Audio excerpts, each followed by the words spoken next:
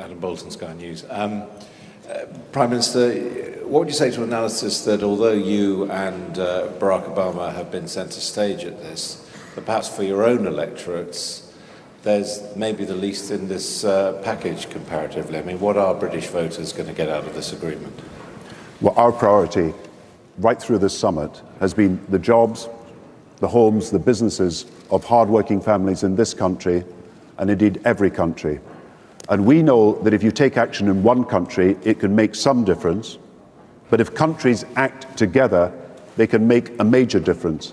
Indeed, some people say that if we act together with other countries, the benefit of the actions taken are twice as much as if simply acting on your own. And the agreement we have today to push money into the international economy so that it can restore economic activity quickly and trade and commerce around the world is a very significant step towards recovery. Confidence, first of all, because we are sorting out the problems of the banking system, and not just at a national level, but at a global level to deal with global financial flows. Confidence also for the British people and for peoples around the world, because we are rebuilding the international financial system so that it serves the people rather than, as on occasion it has, serve itself. And confidence that with this injection of new money into the world economy, that we can make a difference to the level of trade, therefore the number of businesses that can expand or stay in being or invest for the future.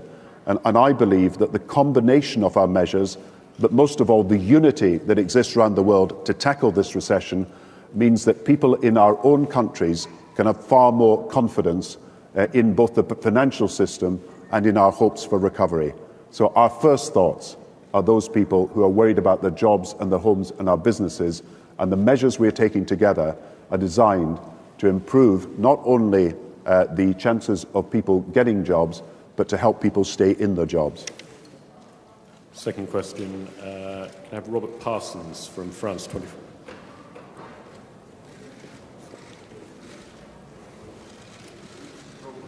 France 24, France 24. Prime Minister, a large amount of money is being devoted to the IMF. How much of that is new money, and how much of it is coming from China? And if the Chinese contribution is going to be substantial, what implication is that going to have for Chinese voting rights on the IMF? Thank you.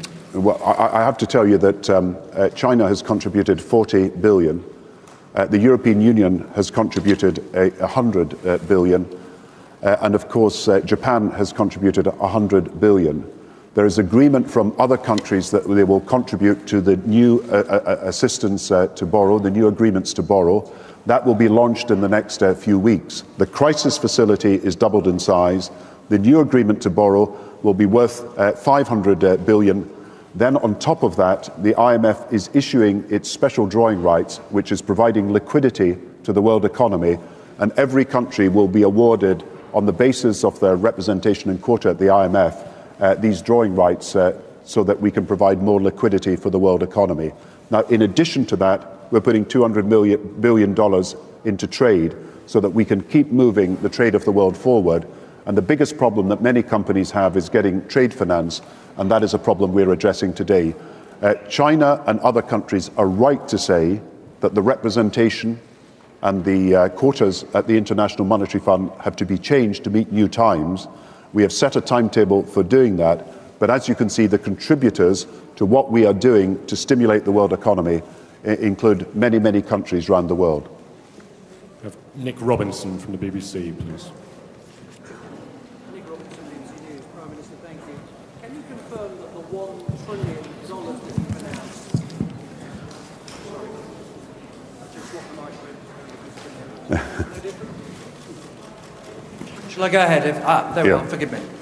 Nick Robinson, BBC News, sorry for that. Prime Minister, can you confirm that the $1 trillion that you have announced is not an economic stimulus, it's loans and guarantees, because you could not agree a fiscal stimulus in the future at this summit? And what difference will that $1 trillion stimulus make to people who are worried about their jobs and their homes? Well, I'm pleased you asked that question, because it allows me to say that the issues that people thought divided us did not divide us at all. There was substantial agreement on the need for for us to do whatever is necessary to return to growth.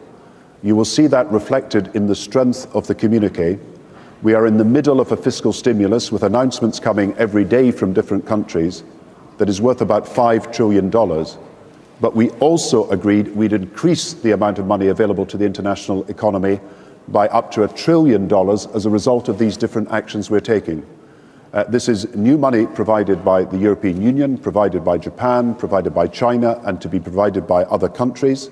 This is money that is generated through the International Monetary Fund issuing its own special drawing rights, and the trade credits that we're bringing together are trade credits that come from export credit agencies and from private companies as well as public companies, so that we can have a boost to world trade. So I would say to you this: we will do whatever is necessary to come through this difficult time. That's why we've agreed to meet again later this year. The level of the fiscal stimulus is $5 trillion by the end of next year, so it is major and accepted by all countries as necessary. We actually say in the communiqué that it is necessary to do this to prevent the recession getting worse, but at the same time, we've managed to mobilize international resources that mean that in the combination of interest rate cuts, the fiscal stimulus, the quantitative easing of the central banks, and now this international injection of resources means that we can move forward our economies much faster. This is an example of the world actually working together. It's an example of us using international institutions to make a difference to the prospects for recovery, and this is in addition to, and not an alternative to, the fiscal stimulus that is being done, the injection of resources, the new investment, the support for the unemployed and for housing that's being done in most countries now around the world. If you looked at the situation in November, people didn't even know that there would be a fiscal injection of resources from countries. Now, as a result of announcements over the last few months and coming even in the last few days and probably in future days, $5 trillion of extra resources are injected into the world economy. But on top of that today, we're making available an extra $1 trillion. The gentleman